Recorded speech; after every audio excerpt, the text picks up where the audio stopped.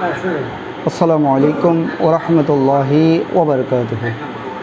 দেশে প্রবাসে দূর দূরান্ত অফলাইন অনলাইনে যারা আমার ভিডিও দেখতেছেন শুনতেছেন,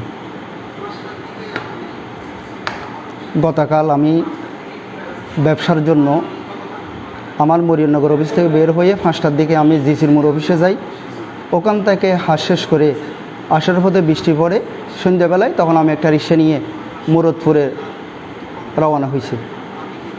যখন বদরাড়ে মোড়ে আসলাম, দেখা যাচ্ছে যে বিজয় মেলা হচ্ছে, ওখানে হাজার হাজার মানুষ আসা যাওয়া করতেছে।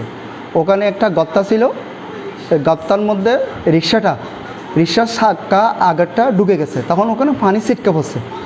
পানি ছিটকা পড়ার পর ওই ড্রাইভারকে ওনারা মারধর করতেছে। তখন আমি গাড়ির উপর বসা ছিলাম। তখন আমি চিন্তা করলাম, কিরে এই মানুষটা তো নির্দোষী, মানে মারতেছে কেন? তো আমি প্রতিবাদ করতে গেছি। প্রতিবাদ করতে গিয়ে দেখে ওনাকে ছেড়ে দিয়ে আমার কলার ধরে, আমার ফানজামি ধরে আমাকে গাড়িতে ছেড়ে নামিয়ে আমাকে কুশি লাথি আমাকে অদ্দর মারধর করতেছে। তখন আমি ঠিক করতেছি, আমাকে বাঁচাও, আমাকে বাঁচাও, আমাকে এভাবে মারধর করতেছে, আমি ওনাদেরকে চিনি না। তখন ফতসারি আমাকে রক্ষা করছে। এরপরে আমাকে রক্ষা করার পর আমাকে থানা নিয়ে গেছে। থানা নিয়ে যাওয়ার পর সবাই গেছি, যাওয়ার পর ওখানে একটা সিদ্ধান্ত করছে, আমাকে আসতে বলছে। আমি আমার স্যারকে নিয়ে গেছি। নিয়ে পরে স্যারে কী করছে, স্যারের সাথে কথা বলে আমাকে নিয়ে আসছে। ওনারা কোথায় গেছে আমি জানি না, কিন্তু দেখা যাচ্ছে যে আজকের দিনে এই ভিডিওটা সারা পৃথিবীর ওয়ার্ল্ডের মধ্যে ছড়া দিয়েছে আমি নাকি অনৈতিক কাজে জড়িত। কারণ আমি যদি অনৈতিক কাজে জড়িত হই, তো তাহলে আমার একটা বিভিন্ন ধরনের শিক্ষা প্রতিষ্ঠানে দেখা যাচ্ছে যে এগুলো হয়, কিন্তু আমি কোনো শিক্ষা প্রতিষ্ঠানে চাকরি করি না। আমি করি শুধু আমার ব্যবসা নিয়ে আমি জড়িত।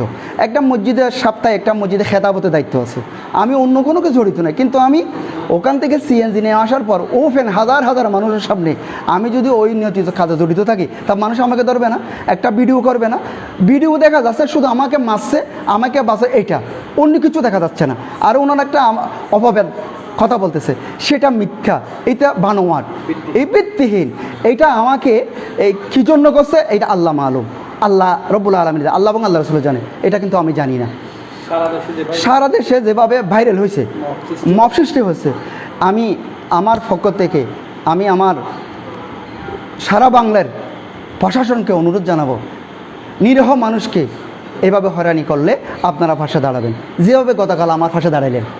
আপনি যদি প্রশাসন যদি না আসতো, না হয় আমাকে মেরে ফেলতো, যেভাবে ওনারা আক্রোশ করে আমাকে মারতে আসছে, কিন্তু আমি তো তাদেরকে চিনি না। তখন আমি আজকে যে ভিডিও দেখলাম, আমাকে বিদেশ দেশে আমার আত্মীয় স্বজন অনেক আমাকে কল করে, শুধু আমি জবাব দিতে পারতেছি না। আর আমার ভাই বন্ধুরা কান্না করতেছে, আমি নিজেও কান্না করতেছি। এটা কি হলো হঠাৎ? এটা আমার জীবনে 47 বছর জীবনে কোনোদিন কোনো কিছু কারো হাতে হাত তুলি নেই। আমি শিক্ষকতার জীবনও কোনোদিন, আমি শিক্ষকতা ছোটো হালে প্রাইভেট পড়াইছি, কোনোদিন আমি দেখিও না। এগুলো শুনি, আমি মোবাইলে শুনি, কিন্তু আমার উপর যে এত বড় অপবাদ দিবে, আমি এটা আল্লাহ এবং আল্লাহ রাসূলের সাক্ষী রাখে সারা পৃথিবীর মানুষকে আমি, আমার জন্য যে আপনারা কষ্ট করেছেন, আপনারা যে আমার ভিডিও দেখে মন খানতেছে, বিদেশ থেকে যারা দেখতেছেন, দেশে যারা আছেন, তারা আমাকে সান্ত্বনা দেওয়ার জন্য বিভিন্ন ধরনের কল করে, ভাই আপনারা আপনার সুস্থ আছেন কিনা, ভাই আপনি সুস্থ আছেন কিনা। আমি সবাইকে হাসি মুখে বিদায় দিচ্ছি, আমি ভালো আছি ভাই, আমার কোনো সমস্যা হয় নাই। আমাকে মারছে, কিন্তু মারার পরেও আমি আমার ভাই বেড়াদা যে কানে আছে বিদেশে, দেশে যাবে বা আমার থেকে প্রশ্ন করতেছে কেমন আছো, তাদের অন্তরে দাগ রাখে গেছে। সেজন্য আমি সবাইকে কৃতজ্ঞতা, সবাইকে আমি অন্তরস্থল থেকে দোয়া জানাই। আর এইভাবে যে মব সৃষ্টি করে মানুষকে যে হয়রানি না করে, আমি অনুরোধ জানাচ্ছি প্রশাসনের কাছে। এই বলে আমার বক্তব্য শেষ করলাম। আসসালামু আলাইকুম ওয়া রাহমাতুল্লাহ।